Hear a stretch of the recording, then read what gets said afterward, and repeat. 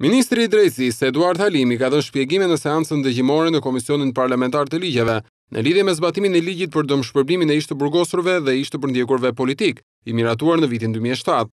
Zoti Halimi deklaroi se prej vitit 2009 kanë marrë këstin e parë të dëmshpërblimit 11.759 ish të përndjekur, ndërsa ka nisur të shpërndahet kësti i dytë për ata të cilët janë mbi moshën 65 vjeç. Nga viti 2009, në cilën ka filluar disbursimi, janë shpërndar 2 miliard lek në vitin 2009, janë shpërndar 1.4 miliard lek, ose i bie 14 milion dolar, 20 milion dolar në vitin 2009, 14 milion dolar në vitin 2010, 14 milion dolar në 2011 dhe 17 milion dolar në vitin 2012, të cilat përfshin dhe pagesën për këstin e dytë që, siç thash, ka filluar të trajtohet.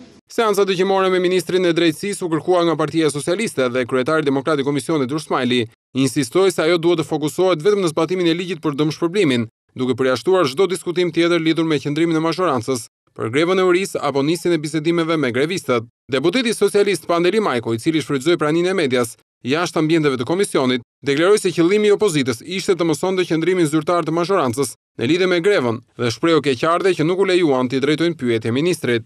Sot ne nuk bëm asnjë pyetje, pasi ne nuk jemi përfaqësuesit e grevës urisë. E për më tepër të marrim përsipër të flasim në emër të kërkesave që ata kanë. Sot në publik ne u përpoqëm të nxisnim përfaqësuesit e institucioneve qeveritare që të flisnin, përveç deklamacioneve të cilat nuk është nevoja këtu dhe vendi për të bërë komentin.